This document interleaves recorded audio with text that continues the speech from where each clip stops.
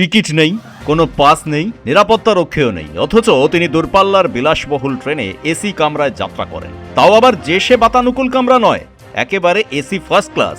বিহারের এক বিজেপি নেতা নিজেকে বিধায়ক পরিচয় দিয়ে দিনের পর দিন বিভিন্ন ট্রেনের এসি ফার্স্ট ক্লাসে যাত্রা করে যাচ্ছেন। কয়েকদিন আগে এমনই এক সফরের সময় তার কাছ থেকে টিকিট দেখতে চান কর্তব্যরত টিকিট পরীক্ষক। তিনি দেখাতে পারেননি। টিকিট পরীক্ষকের কাছে নিজেকে ভিআইপি বলে দাবি করেন তিনি। টিকিট পরীক্ষক তার কাছ থেকে যোগ্য প্রমাণ চান, তাও দেখাতে পারেননি। প্রধানমন্ত্রীর সঙ্গে তার যোগাযোগ আছে এমন অজুহাতও দেন, কিন্তু টিকিট পরীক্ষক সেসব শুনতে চাননি। তিনি তার কর্তব্য পালনে বদ্ধপরিকর ছিলেন। শেষ পর্যন্ত তাকে এসি ফার্স্ট ক্লাস থেকে সরিয়ে দেন সেই টিকিট পরীক্ষক। এরপর তিনি সাধারণ বাতানুকূল কামরায় চলে যান। সেখানে টিকিট পরীক্ষকের সঙ্গে একই রকম দুর্ব্যবহার করতে শুরু করলে ট্রেনে সফরকারী যাত্রীরা তাকে উত্তম মধ্যম প্রহার করেন। অনেকেরই অভিযোগ, দীর্ঘদিন ধরেই তিনি নিজেকে ভিআইপি বলে দাবি করে এভাবেই বিলাসবহুল কামরায় রেল সফর করে যান। যদিও এ নিয়ে বিজেপি বা রেলের উচ্চপদস্থ আধিকারিকরা কোনো মন্তব্য করেননি। ব্যুরো রিপোর্ট, পূবের কলম ডিজিটাল।